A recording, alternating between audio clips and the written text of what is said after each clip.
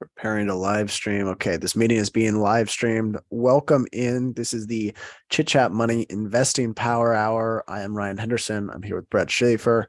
And the goal of the show, for anyone that is not familiar with it, we can talk anything investing, basically riff on anything news-wise from the week. And we take questions via YouTube Live. If you're listening to the podcast, feel free to check it out. And it's Thursdays at 3 o'clock Eastern time, 12 o'clock Pacific time. With that, the only rule is don't come prepared. Don't come prepared with a script of anything. You might have some ideas that you want to talk about, but don't come prepared with anything planned out. What have you seen this week, Brett? Anything interesting? Well, while I was eating before the show, I just pulled up the new Joe Rogan, Mark Zuckerberg discussion. I think that'll That's be right. probably very fun. They talked about testing out sword fighting in the metaverse, which I thought was pretty funny. But yeah, that's been interesting so far. A lot better than Zuckerberg's other interviews where people ask all those boring questions. Yeah, I think it's gonna be good. It's like 3 hours, as those usually are, and he hasn't talked about any specific thing. I think I've watched like 30 minutes of it, so it hasn't been too long, but I know the focus is supposed to be the metaverse. They haven't talked about anything with Facebook, Instagram, or WhatsApp whatsoever. And all they've talked about is the VR, AR investments, which, you say things about Zuck, but he sounds dedicated to this new project. And Yeah. from the way he was talking about it, it sounds like he's in the weeds on this every day. So he's not focusing at all on the family of apps, which I also thought was interesting. Then the other takeaway is they talked about how you can take pictures with their new Ray-Ban AR glasses. Oh, I did see And this. I heard this soundbite. yeah, there's some people on FinTwit retweeting it. It was very funny where they were worried about the privacy stuff, and Zuck was like, well, it has a light on the side that you can that turns on automatically if you're taking a picture so people can't be creeps. And then Rogan was like, well, can't you just put a piece of black tape over it? And yeah, it was that was the only awkward part so far. But Just yeah, billions of dollars invested into this light, and Rogan's like, oh, you could put a tape over it. yeah. But either way, just similar stuff that they've always talked about, or that Zuck always talks about. Nothing too new. Student loan Any forgiveness, huh? That's a big thing. Yeah, I don't Bit really of a know, bit of a political uh bit of a but political hotspot, it appears. So yeah, you we have won't to you have comment to on it too much, but we do have a company in our portfolio that is kind of affected. The effects are not quite clear yet, but there will probably be some impact to their business. I don't oh know. yeah. I honestly have no idea what to make of it. I didn't have Yeah, to take out student loans, so I feel like wrong to say like anything negative. Um, but I have seen lots of arguments lately from people that paid them off, and they're like, "Are we going to get checks?" yeah. It doesn't seem like they could really do it anyway where it was going to be fair to everyone. Um, so that's the tough part. You can't. It seems like you couldn't make everyone happy, but I think the big issue that I have is it just doesn't solve the.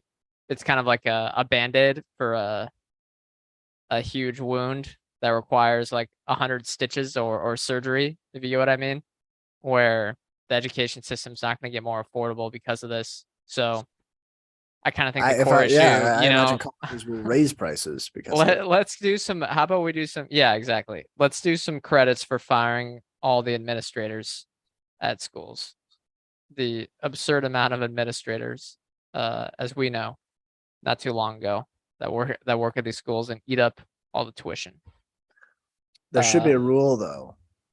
If you took out PPP loans, you can't bash student loan forgiveness. or if your PPP loans were forgiven, which I think they all were. Yeah. Yeah, Oh yeah, that should be a hard rule. I don't really. no I hot mean, is takes it? there. Yeah, I mean, were there some probably small parts of it that didn't make sense?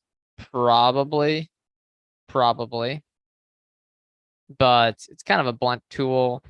Is this going to be here's the big question though. How inflationary is this going to be? Yeah, I have no idea. I mean, I think it has to be inflationary in some way. Maybe it'll be meaningless inflation, but you kind of think you got, okay, some people that already had some decent disposable income, they're already able to pay rent or lodging, food, and utilities. Feels like some of that money is going to be discretionary. And looking at Yeah. historical trends, I doubt it is all going into the stock market, as some people, I mean, some people will obviously It goes invest in it. back into the economy. Exactly. You got to be a good consumer and help our stock prices here. So Uh, everyone listening, please keep buying stuff so all the businesses do you continue to do consider the well. cost of education a part of the inflation calculation? What do you mean? I think it's included, right? It's in. I don't know. I don't know what all the inputs are in CPI, but if cost of education is one, this kind of, in my mind, would give the green light to a lot of universities to raise prices. Maybe. I don't know. We'll see. We'll see what happens there. We'll see what happens there if they actually raise prices. Here's an idea: put a threshold on the amount that institutions or universities can raise prices by. Yeah, there's a lot of things that seem pretty logical that I think most people would agree with, but we're apparently not doing. Like if you have an endowment worth more than X amount of dollars per student, you either have to raise your student body or you're not allowed to charge tuition, something like Well, that. then where would the big funds Yeah. get funds from? Where would we get where are we gonna get Where would the LPs? LPs come from? Where were we gonna get an LP in 15 years when we buy one stock and it 10 bags because we got lucky? Um, that wasn't. Yeah, yeah. No, it's yeah, I don't know. I guess I maybe haven't looked at it enough to think that hard about it. Just looking at all the tweets. The best though is when people complain about it and then the response is someone. I mean, it gets really, people get really feisty, but the response is like a screenshot of their PPP loan forgiveness, which is beautiful. Um, Yeah. that I thought that if anything was quite funny. All right. Any other topics? Yeah. I saw Dorsey just tweeted this. You probably didn't see it because I saw it right No, before we came on. I think I saw it. I just tweeted a screenshot of it. This guy belongs in prison. I'm sorry. In prison. He You he assume a fiduciary obligation as the CEO of a company. It's not a nonprofit. yeah, okay. So here's let's give some context here for the listeners or watchers. Someone just added Jack. I don't know if it was someone he knew already. At Jack, wondering what was your intent on Twitter and has it turned out the way you wanted? It feels a bit skewed leftward right now. How do we straighten it? It seems an inordinate amount of rightward leaning Twitter users are being banned or kicked off. It can't be good for MDAU. Okay, well, he didn't respond to anything with the political stuff, but his response was the biggest issue and my biggest regret is that it became a company, which is interesting. He thought it should just be a public utility. It shows, I think, his crypto bias, which we all knew, but it's got to be concerning if you're investing in his other company, Block, and that's like his mindset is he doesn't want, Dude, yeah, this guy's uninvestable. He wants his own shares to be worth something, no doubt. And he donates a lot of, I mean, to be fair, he donates a ton of money to good causes. He did that publicly, which is great. But yeah, also that doesn't change the fact that he seems to not care about shareholders, which is fine. That is fine to not care about shareholders. But if you are a shareholder, I would care about that. Yeah, 100%. And the employees are affected. Any employees that took stock-based compensation are probably going to be affected because inevitably not caring about your shareholders is going to lead to lack of demand from shareholders. And it sounds almost like an admittance that he doesn't care about by saying, I mean, he basically doesn't care about shareholders, but he doesn't care about generating cash for the business. There's no way that it's worth owning something that he runs. And Yeah, I agree. Or did it's risky. It's really risky. should the shareholders of Twitter have known that he did not care about generating profits at any point when he was running the company? Isn't that violating any sort of obligation you have to your shareholders, the people who own the company? It just feels like he should be in trouble for that. I don't know if he's gonna get in trouble for that, but I agree. Well, I mean, not anymore. He's gone. Sure. Yeah, it doesn't affect him. What if he's doing this? Here, let me put on my tinfoil hat. What if he's doing this just to help out Elon get out of the deal? Like, look, I was so bad. I'll fall on the sword here. Think about that. Huh? They're buds. They're friends. They do drugs together. It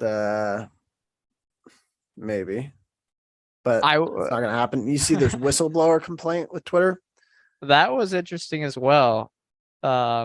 basically I saying that, well, something I hadn't considered is basically it's less. The SEC filings say what? Less than 5% of monetizable daily active users are calculated to have a spammy activity, right? mhm. But then this whistleblower, which was the head of security, said they do a really good job not including spam accounts in the MDAU count to begin with, basically saying he thinks the calculation is very accurate Yeah. among other real complaints. I think This whole lawsuit comes down to the difference between monthly active user and daily and MDAU. monetize MDAU, the non-spam daily active user. I think we can just finish the court case in that regard. Yeah, that was an interesting lawsuit, though. It seems, or not lawsuit, complaint that The Twitter's. irony also is that he's fighting it on Twitter. I mean, he's really fighting this whole thing on Twitter. If we were all spam accounts, why would you be fighting it? That is that is true. That is true. And then he picks like one interaction with spam accounts, and he's like, "See, I'm right." Like, but you have a problem with their reporting process? Yeah. Well, I mean, come on. Are we gonna expect Elon to act in good faith? Uh, I don't think it's surprising to see him act like that. All right. Um. Bit of an update on Starbucks unionization. Okay. 8 of the last 19 store closures. I found some reporting that said 8 of the last 19 store closures at Starbucks had union activity, which is, for reference, 220 stores have voted to unionize of their store base, which is much smaller than what 8 of 19 is, like 40 something percent. So it seems to be having an impact. That could just be coincidence, but it seems to be having an impact on which stores they choose to close. Also, I think this is kind of a warning shot, the union busting action on the part of Howard Schultz and the management team there. Pay raises for everyone not at a unionized store. They oh really? They gave pay raises to everyone that's not unionized. Oh, Yeah, well, apparently if you're a part of the union, you have to go through a negotiating process for changes like that. right. And I think they did it just to highlight, well, see, we can raise your wages easily if you're not a part of a union, but we have to go through a whole process if you're a part of a union. So for now, we'll just give the benefits to the non-unionized stores. I think it's kind of a warning shot. Do you think this ends up making a difference for Starbucks?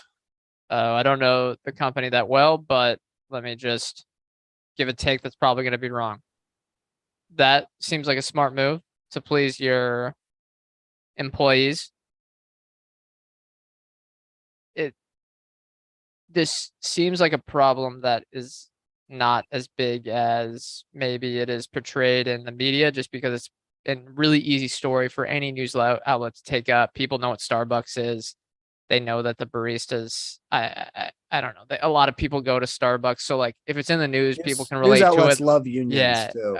and the union stuff gets lots of clicks all the time. Any sort of on either side union stuff. So I think it's probably a bigger issue than people are making it out to be. However, it's always a risk with a restaurant, or excuse me, retail concept like this. I think Starbucks is in a better position than a lot of other, let's say places with customer service people, either a grocery store, any sort of retail place, restaurant. They're in a much better spot than others because they already pay their baristas fairly well. They've already had that long-term stock option thing with their baristas, I believe. I don't know if they still do that, but and they also have that, moving up into management stuff. I mean, they don't have it's all company owned stores, so I guess people can't graduate to be, you know, franchise owners, which is maybe a little more disappointing for a long-term employee, but I assume they pay people fairly well. All right, let me paint a picture for you though. So all this barista turmoil, complaints about how much harder the job has gotten lately came kind of at the same time that the focus has been on digital orders and not really the in-store experience. So, and I kind of had this thought, and it maybe could still end up being the wrong take, that eliminating the in-store experience destroys part of the culture of Starbucks. And having people sit down, drink their coffee in the stores with, nice seats, fireplaces, reading their newspapers, it stimulates a certain type of feeling. And for the baristas, you get the experience to know your regular customers pretty well. You get to see people's faces when they come in the stores. Maybe it feels a little more rewarding and you have time to kind of make those orders. Whereas now you're seeing these concepts pop up where they look basically like rail cars almost. Like they're just giant boxes and it's only drive-throughs, and you're basically just an assembly line worker where maybe if you're making the drinks, you don't even interface with the customers half the time. They're just driving by, picking up their digital order. You don't get to know them. Maybe that's part of you don't quite feel the reward. It's now solely focused on throughput.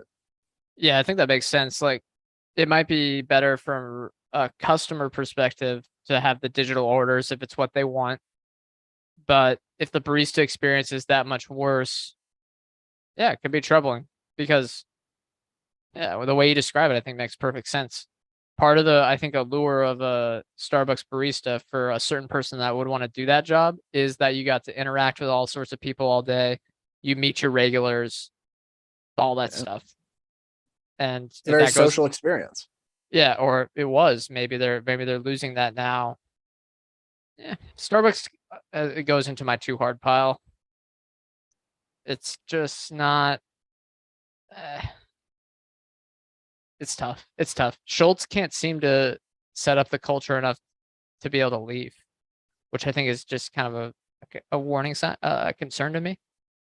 Schultz is after he sold the Sonics, he's dead to me. Yeah, he's dead to us. Anyone from Seattle. Also, Matt says the unit economics on Starbucks in China are crazy compared to the US. That adds, I believe it, but now you're making an investment in China. Which I personally think deserves a discount relative to other regions. Yeah, I mean the growth of coffee. Investor. Yeah, coffee consumption in China has been off the charts. The growth in there has been phenomenal as they transition from tea. Luckin Coffee, deep value. Yeah, I remember Luckin. That thing's still alive too, isn't it? Yeah, they admitted to being fraudulent with their financial statements, but they were still a legitimate company. I mean, people are going to these stores. It's on the OTC market right now. I'm looking at Koifin, $4 billion market cap. If we look at the last 5 years, it is down 24%, but in the last year, it's up 11%. So you could have outperformed. You could have outperformed with Luckin Coffee. There you go. You'll get all, and I'm sure they're going to return a lot of cash to shareholders, right? That'll be available and outside of China. I'm sure that'll, over the last roughly 4 months, the stock is a double. Nice. I think China's had broad. I don't follow the. Oh yeah, I guess that was kind of a interesting period for him. Yeah, I think there was. I don't know. What about this? I saw maybe the best headline this week. New topic, I guess. Well, maybe old topic. Metaverse. maybe the best title this week that of ways to spend corporate expenses. Here it is. Building the next big experiences. McKinsey talking to Salesforce about the metaverse. Now that is a Mad Libs of buzzwords, corporate buzzwords that maybe are, I mean, like I get it if it was maybe Sony or Microsoft or a Snap or something like that. What's your But metaverse say, strategy? yeah, Salesforce's metaverse strategy. We need the people our age at McKinsey who have, we need them writing decks about uh What's your NFT strategy? yeah. Remember when every company, I guess you wouldn't remember it, but the remember how every company would had to come up with an internet strategy in 2000, and then Yeah. a lot of that Well, was just to raise cash. The We got to come up with a metaverse strategy, but I thought that passed like 3 months ago. it did, yeah. But McKinsey still, I mean, credit to McKinsey, they're getting paid for this, but Salesforce, I mean, talk about an OpEx line that I saw some people talking about them today. Like, shouldn't their OpEx line, or excuse me, their margin should be, I would assume, similar to, Autodesk, Adobe, but it's not. I just don't understand why. If you Um, think they have Salesforce Plus, they have a streaming service. I'm not joking. if you think layoffs are going to come in thick and fast, shouldn't you go long the consulting groups Layout. Wait. Say that again. So what's your thesis there? or the is it consult? Basically, Consult. you're gonna have to bring Yeah. in the consultants to fire everyone because you don't want to do it yourselves. You know, Oh. Okay. basically, remember in margin call when they have to bring those people in where they're like, "We're sorry, it's you're just no longer a part of the fit for the future outlook of this business," and then they're like, "Please return all this stuff." That's McKinsey stepping in to right size the cost structure of Oh yeah. every business. That's my favorite way to fire someone is right sizing cost structure. That's my favorite term. I don't know if that's McKinsey, but either way, I'm a big, consulting company basher, kind of in the Munger camp there, copying all his takes as one does. They've But created some goaded CEOs. oh well, McKinsey, yeah, I mean Enron, I mean, come on. But No, no, no. I I mean, if I they seem like darn good businesses. One, they're just kind of, it seems very, very similar to Moody's or S&P Global. Um, where it's all reputation. You're not going to go somewhere else. The brand is there. None of them are publicly traded, I think, but they seem like pretty darn good businesses, and they have that entrenchment of someone works at could they not? McKinsey, someone works at KPMG. I don't think any of them are publicly traded. Um, yeah, I could be wrong on that, but like you have the people that work at these consulting firms, and then they move on and work in managerial roles. And that creates just a huge entrenchment of you have that prior relationship with McKinsey. If you're a CEO that used to work at McKinsey and you're looking for consulting work, who are you going to go to? McKinsey. Accenture is publicly traded, but the rest of them, yeah, they're all pretty much private. Accenture. Hmm. All right. Maybe we should look at them. Um, That'd be a painful exercise, though. Just like, man, these guys make a lot of money. $60 billion last year for Accenture, or this year for do you think Accenture. they're higher? You think like Accenture hires consultants from McKinsey? That would be, I would love to see that if they said that, because I think they're required to say that in SEC filings. I wonder if Accenture hires like a compensation consultant. That would be just amazing. I'd throw up. I'd throw up if I I saw it. bet their I bet their margins are still pretty good. Let's look at that all-time stock performance for Accenture. Went public in, well, according to Koifen, could be wrong here, '01, stock up 2,600%. Pretty darn good. But yeah. The apparently the guy that founded Tiger Global came up with the name Tiger Global because he would call people Tiger when he forgot their names. Oh, you're thinking now I think some people are listening to this here and saying you're making a big mistake here, Ryan, because Tiger Global is different than Tiger. Tiger Oh, Global is yeah, oh, yeah. But I know what you mean. I saw that anecdote. You mean the original Tiger Fund, Julian yes, Robinson, that just yes. passed away, the hedge fund legend. But yeah, Tiger Global is the one that's around now, making all those investments in Carvana and stuff like that. Um, or I guess they got out of Carvana, but either way, they were the crossover fund that was investing in basically everything. But yeah, the hedge fund names or any investment or any financial name is just kind of all right. What's something that sounds fine that like the name just has to sound fine, and that's really it. Oh, It's you got know to be who I've memorable. remember that emotional hedge portfolio I talked about last week, which maybe I could Yes. call it the grudge portfolio. I still don't understand exactly what you were talking about, but it was fast. It was fascinating. So continue. You're rooting for them to fail, but if they succeed, at least you benefit financially. So you would own that, you'd go long their stocks, but you're basically short them emotionally or like mentally. Um, Intuit, I think, goes into that bucket. Ooh, good one. I I saw that think good. TurboTax should be federalized, Oh yeah, for sure. or they should just buy it, The which IRA. maybe in that way I would get free. I don't have to pay in order to pay taxes, but I would benefit financially Yeah. Hmm. if Intuit Yeah. got bought out, assuming a premium.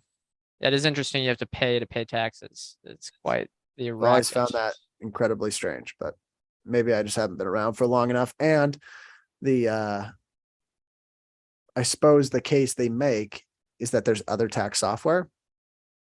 Um, so they aren't the only alternative, which I guess is a testament to the business and how sticky it is. But Mm. if I'm not mistaken, they pay like a good amount in litigation to stay private. Oh, oh, they have some what litigation? You mean or Or lobbying not or lobbying. Yeah, they lobbying? basically are lobbying. Yeah, yeah. I saw QuickBooks is doing quite well. I saw a chart um on Someone that. said, speaking of animals, what are your thoughts on Crocs? I took a quick look at them a while back. That's a good See if I can joke pull it too. up. Thank you to whoever said that. That is funny. Um, I actually think it's a pretty interesting business. They bought this company, if I'm not mistaken, it's called Hey Buddy, that has that's just like growing like a weed. Hey, buddy. This reminds me of All Mohawk Group. caps. This reminds me of Mohawk Group and a Tyrion by saying that name. Hey, buddy. Some random company like that. But I don't know much about Crocs. Maybe we have to cover it. I don't know. It's a deep dive sometime. Although I'm it's pretty not sure on the it's at like schedule for four the rest times of us. earnings. Yeah, but there's a risk. They're Coinbase earnings. I mean, probably less Oh, risk. EV's a little higher. It's just, it's just tough. It's just tough. I For $300 million in free cash flow over the last 12 months. If I'm not mistaken, inventories jumped a lot too. So that's maybe depressed. But even if it's about a $7 billion, $8 billion enterprise value, so you're getting at like 20 times probably trailing free cash flow. But like I said, I think inventories jumped a lot. The sure can. revenue growth has been really impressive though. Yeah, I mean, everyone's wearing them right now. But if I had to ask you, this is the question everyone has. I Will they don't be? think I don't think that Crocs were some huge COVID beneficiary. No, no, it's not. It's not COVID beneficiary at all. It's just trendy. I've Oh, seen my, I wouldn't call them, let me just use, I don't know, jockey friends wearing them now. That would have never happened 3 years ago. Do I know that they're going to continue wearing them 3 years from now? I just think there's a lot of uncertainty there. yeah. Does it is retail, tends to be pretty trendy. Look, But I'm looking at their, I don't know much about the company, but I'm looking at their share count. Pretty darn impressive. Down from 90 million in 2014 to 61 million right now. Not bad. Not bad whatsoever. yeah, this Hey Buddy thing, I'm telling you, What is Hey Buddy? it's the brand they bought. It's basically like kind of fits. I think it kind of fits with the Crocs MO, like what they're trying to sell to people, happy, What comfortable do they, shoes kind of thing. what do they sell? Shoes? Yeah. I think they're like They look like primarily targeted Allbirds. towards kids. Uh, I've No, seen it. they don't look like Allbirds, I don't These think. images look like Allbirds on Google. So that could be wrong. That could just be one of their pairs.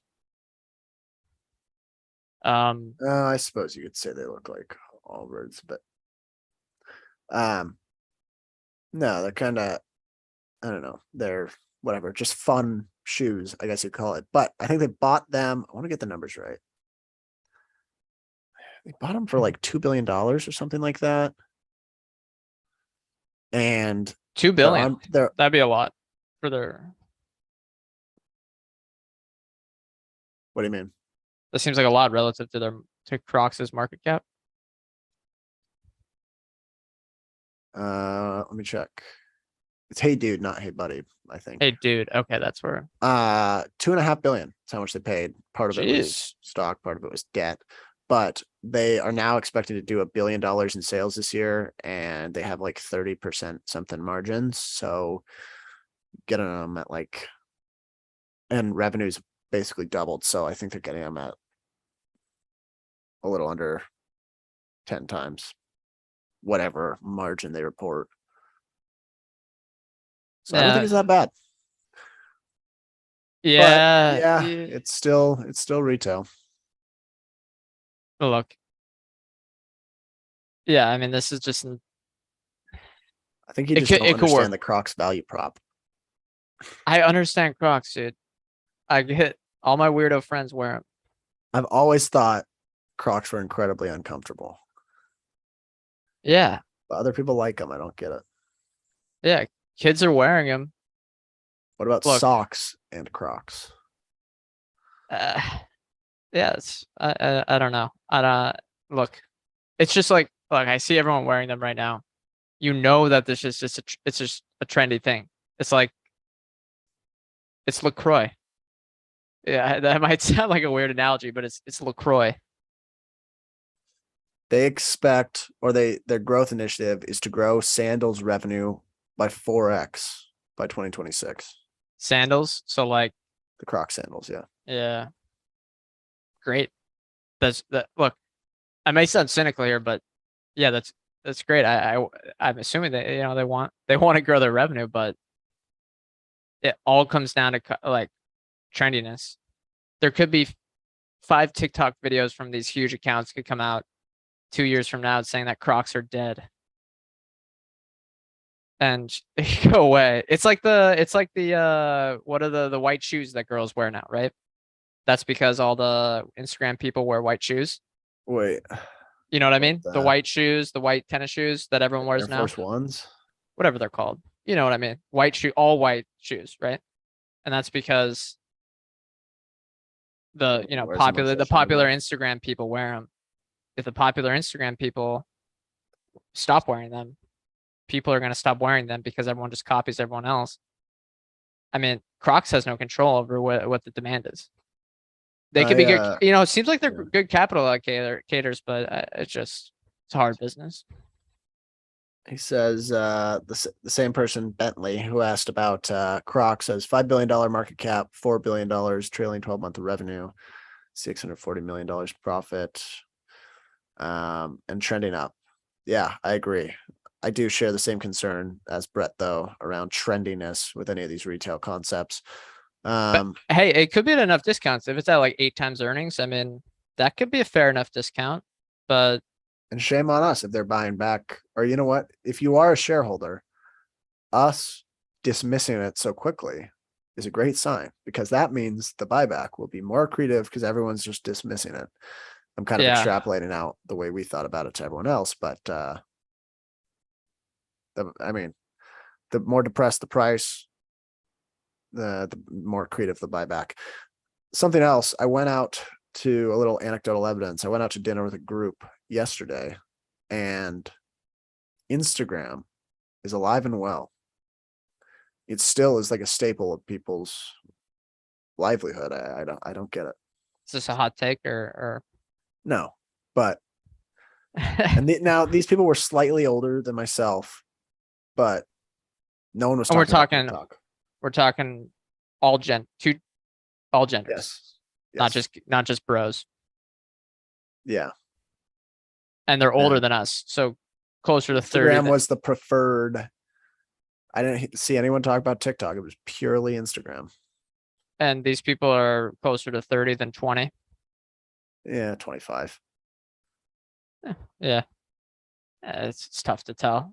I think you just gotta look at the numbers, right? It's hard to get anecdotes and take away anything. Because if you looked at, I'm seeing some TikTok fatigue anecdotally. yeah, remember, I think we talked about it before, how the Facebook or Meta is really not afraid to juice like not monetization, but juice usage by getting people addicted to stuff really quickly and getting them on to spend like an hour a day. And I feel like TikTok was that on steroids, where people use it so much they get addicted and they realize, shoot, this isn't very healthy for me at all, and it actually makes me feel super fatigued, like literally, like I bet, brain fatigue, whatever. And they leave, and because it's not where this isn't nicotine, sugar, or caffeine, they actually can leave somewhat easier. But doesn't it stimulate the same part of the brain? That push notification sends the same. I am not a doctor. Dopamine. I watched that Netflix documentary on. Oh yeah. I mean, push notification sends a dopamine rush to the same part of the brain that you get from alcohol or nicotine or sugar. Yeah. Yeah. And cocaine and cheese.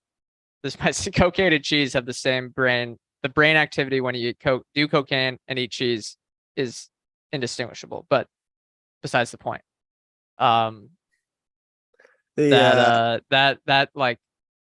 makes sense. But again, look, it's not. I think it's easier to break a TikTok addiction than it is smoking or coffee habit, because I can also be totally wrong.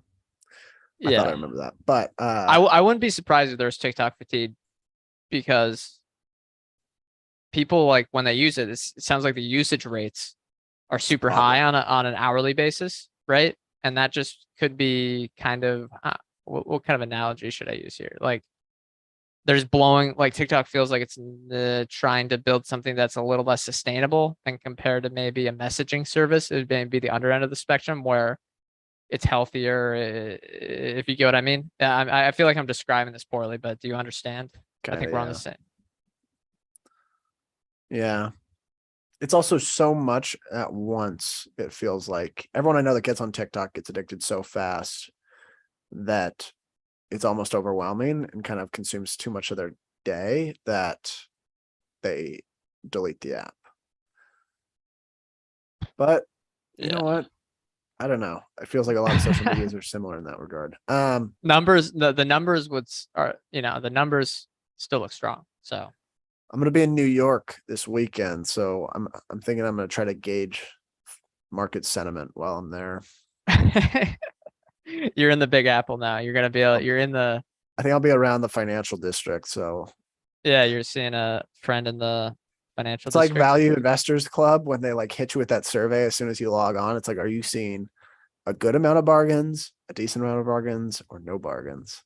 Those are all curmudgeons, though, that never see any bargains. It's like hitting the X. I'm just like tapping through just so I can go to the next page. So I know there's no actual relevance there. That's true. That is a bad survey. It's not. We cannot.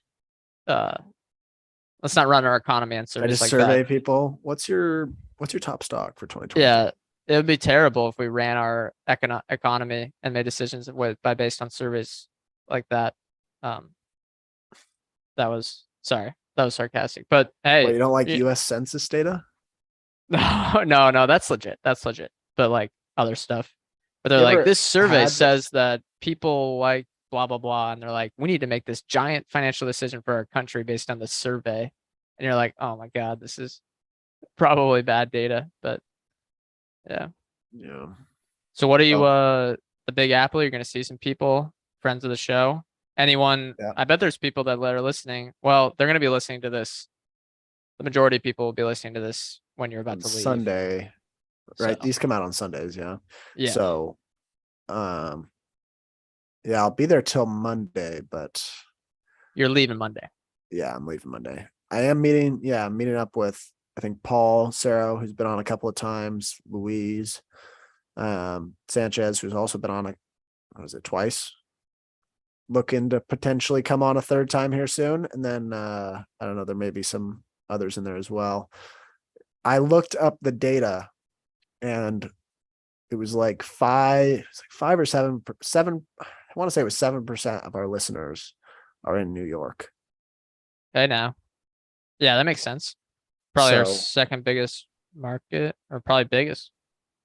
I think it was. I think it was the largest. No, well, California is the largest state in terms of listenership. New York City was the largest city. Gotcha. That makes sense. Yeah. It so we'll see. My dream is that someone recognizes my voice while I'm there. What's the weather? Is Doubtful. the weather supposed to be probably pretty good, right? Yeah, it looks all right from what I saw. NYC weather. I checked earlier. It was like, I mean, it feels like their weather's a little more sporadic, volatile, if you will, than Yep. Washington weather. At least in A the summer. Yeah. little bit of storms action. No, yeah, it's sunny all weekend. Nice. Like 80s and sunny. Humidity though, right? I get Summer. claustrophobic in that city. So Yeah. many. Other people can live there. That's if everyone wants to live there, that's great with me. Yeah. What was I gonna say? Everyone can live there, and I'll just live somewhere else, right? If they all want to live there, fine by me. Everyone else can go there. Yeah, there are an awful lot of people there. All right. Anything else financial wise from the week? Yeah, we Worth saw noting? that.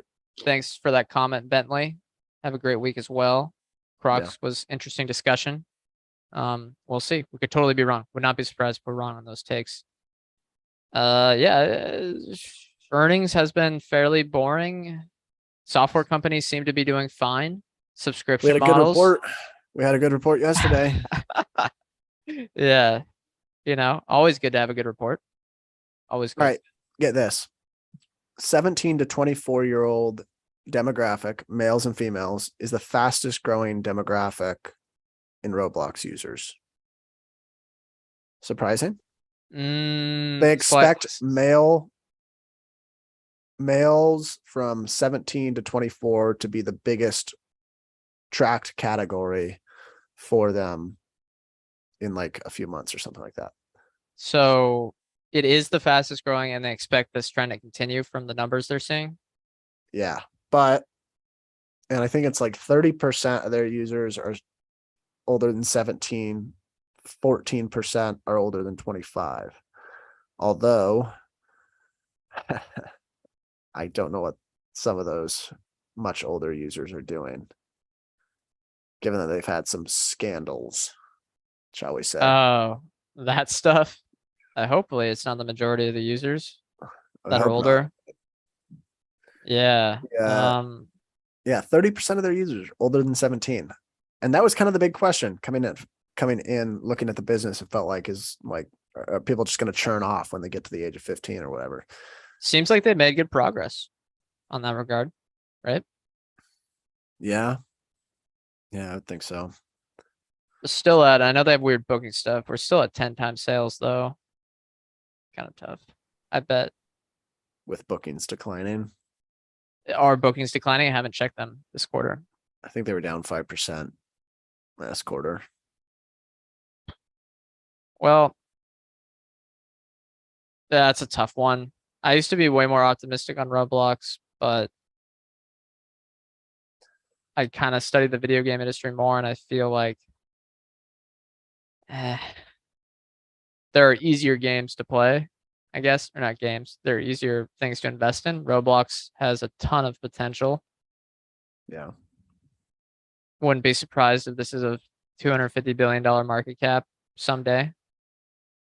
But there are other companies that feel more predictable. I think Roblox feels very unpredictable. Like, there's just there's so much, I don't know. It's kind of a weird one where there's a lot to like.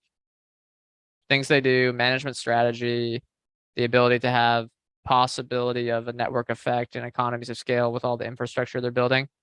However, if kids stop playing, it doesn't matter. Yeah, I mean, like there's all those games within a game, but at the end of the day, they are competing with every other app for kids to click in there. Yeah. And so even though it isn't technically a game, it's a bit of a platform or a universe of games. It's still a game. Mm-hmm. Another But a very interesting. social one as well. Yeah, I've never been on there. Seems like I don't know, but What do you think about the buff dog going all in on Oxy? Not all not in, yet. but Well, buying what is it, 50%? no, authorized to buy 50%. So we'll see how much he does buy. But Who has to authorize that? I think the SEC maybe or some other one of those organizations, FERC. or FERC, some one of those financial regulation organizations. Federal Could Energy Regulatory Commission. Oh, not even financial. Okay. Interesting. That's probably a good idea to have that agency, considering Yeah. energy is such a critical need. Yeah. Don't want the wrong people with ownership over them. That's fair. There's also Enron. Yeah, well, there was also an article about how one of their Berkshire Energy subsidiaries is trying to build a giant wind farm in Wyoming to power Los Angeles, but there's a ton of people that are upset about the power lines through their ranches and stuff along the way. Pretty interesting, but it's funny. I always complain about NIMBY people that not in my backyard. Like we need more housing. We need better infrastructure, but just don't do it on my land. I always complain, but I think I'd be the same people. yeah, for sure. Yeah, we don't want power lines obstructing the view, but it's just the way it is. Can't the government just buy those properties or sign Well, leases of sorts? I think it's How did the railways do it? Do they oh own the land? that the railroads. I don't know. It was a entirely different time period because the West was like totally uninhabited by. Well, I guess there's a lot of natives that they frankly didn't. I guess they didn't care about, but I believe they just sold them the land very cheaply. So along the track, right? Just super cheaply along the track.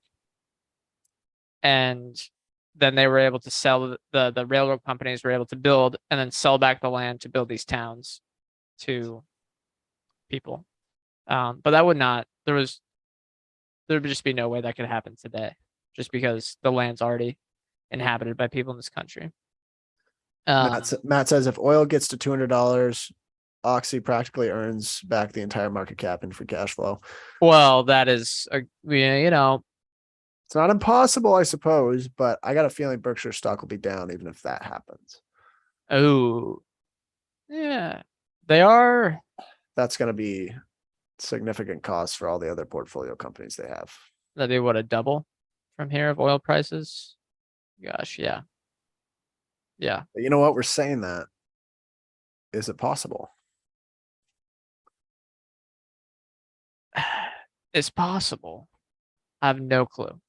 It's always weird when they talk about Oxy though with Berkshire. I'm like, is this guy on? I don't know. We gotta take this guy to But, drug rehab or something. That's immediately what I think in my head. But it's interesting how, in general, they have the railroad, they got the energy company, and now potentially they're going to buy out this oil company. They're really the largest industrial conglomerate in the United States. which is kind of an interesting turn. He may not have predicted that 25 years ago. Actually, he probably would Is not have predicted it. Occidental somehow a derivative of Standard Oil? No, I don't think so. I read that history of oil book, and they have been their own company, I think, for a long time. They were started later, I believe. I'm probably gonna get this wrong. I believe they were started later, more in the second wave of kind of international expansion in the, I guess, around early 20th century to mid 20th century, and then expanded heavily into the Middle East and stuff like that in the post World War II era. Um, but they've been a big, like like they're the most American based one, if you know what I mean. So there's maybe a little bit less political risk. Yes, I was right. Thank you, Matt. Founded in 1920. All right. I read that long book. I finally remembered something. All right, what is the worst realistic concern? Like, what is the worst potential catalyst that could result in an absolute recession? Oil at 200. What would drive oil to 200? Oh, okay. Well, uh, you're talking to me, Trying to Mr. think G. through like what could possibly go wrong. I mean, the Russia-Ukraine was certainly a driver. Underinvestment maybe was sort of a gradual driver. I don't know. I guess it's not maybe oil. It is probably just energy prices skyrocketing in general. So not just oil, maybe broaden it out, right? Energy prices skyrocket across the board for both for businesses and individuals in the United States, just like Europe has been. And that would just be because I don't. It seems unlikely that that would happen because of our own ability to generate fuel sources now, whether it be nuclear, renewables, natural gas, and oil on our own domestically. So I feel like we're insulated from that, but who knows? Let's say China invaded Taiwan. Oh yeah, we'd What all sort be. of no, not as like a fuel price catalyst, but I'm saying let's say it happened. Oh What are yeah. the repercussions? Well, Apple would be screwed, right? So that's a lot. Who's their That's biggest? Who's their is their chip supplier? TSMC. Yeah, largest customer for TSMC. I think 20 to 30% of TSMC's revenue is Apple. Wow. So yeah, If Apple's screwed, that's the entire S&P. I think it's almost I think 10% it's of the like market at this point. Yeah, so it is. you It know wasn't it like that 7% of the S&P. I think it's at well, it changes every day. I think it's in between 7 to 10%. I don't think it's at 10%, but That's crazy. I mean, if China invades Taiwan, well, yeah, I mean, anything electronic. I Maybe mean, Burry's got the right holdings at that point. just the private prison and cash. Who knows? His portfolio has definitely changed. We'll see an entirely different. His 13Fs are absolutely useless because he's his high turnover rate. I mean, those questions like the oil stuff and then the Taiwan invasion stuff, they're absolutely impossible to answer unless your entire job is to be a geopolitical or war strategist and have like decades of experience learning that stuff. I mean, the amount of stuff you need to learn is insane. And whenever I read something about that, I'm like, I have no idea what's going on.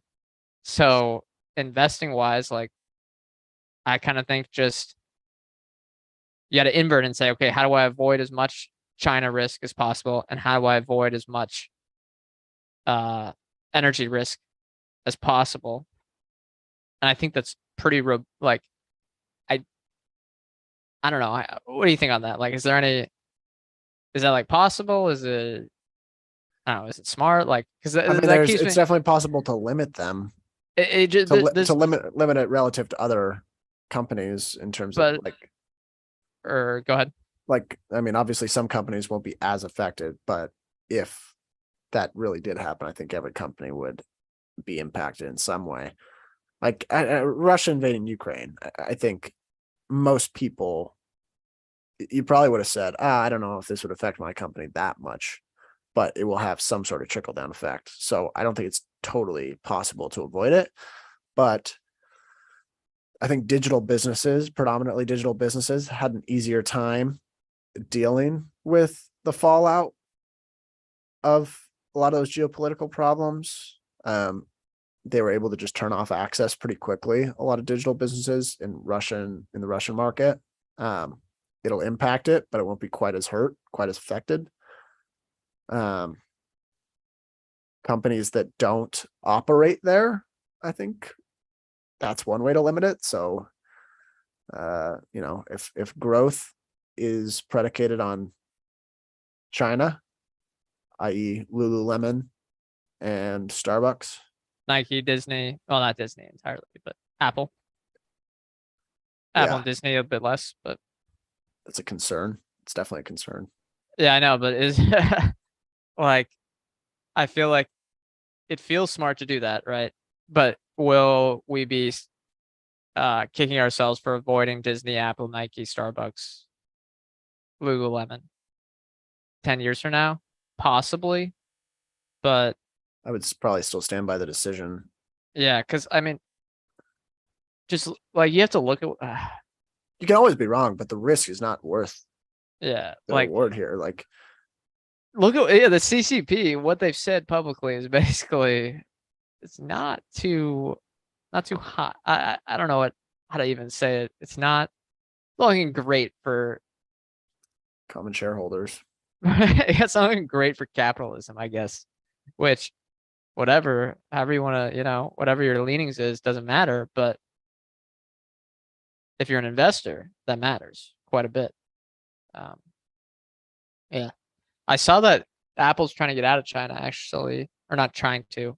That they're shifting like some more production to India, for the iPhone, which is interesting. Oh, let me pose this question to you. If you could, it's the Chris Bloomstrand question because he based it off how long the US has been in existence, which I think was like 246 years. If you had to make an investment today, you had to put all of your capital into one thing today, and it's a 246-year investment. You can't change it. What are you going with? Has any publicly traded companies existed from that time to now? Maybe a big bank, maybe a English bank. We got well, it's got to be European companies. I think I would go with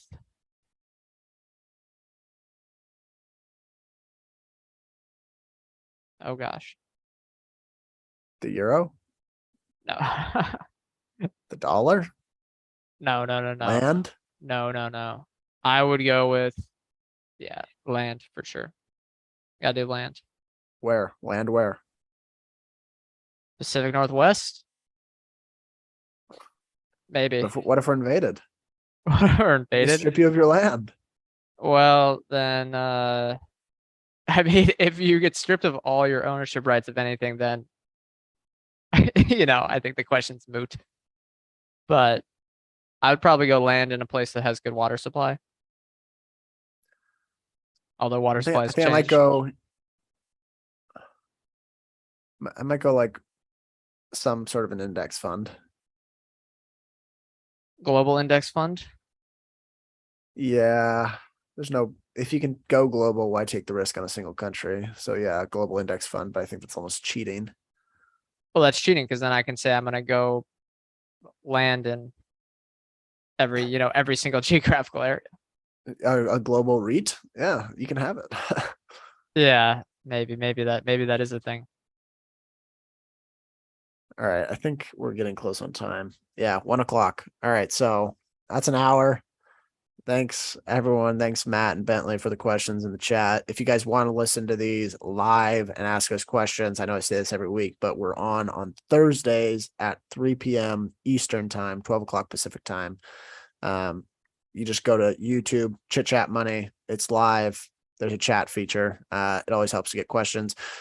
Thank you all for listening. I'm going to throw a disclosure on this. Brett and I are not financial advisors. Anything we say or discuss is not formal advice or recommendation. We are general partners at Arch Capital, though, so clients may have positions in the securities discussed in this podcast. Thank you all for listening. We'll see you next time.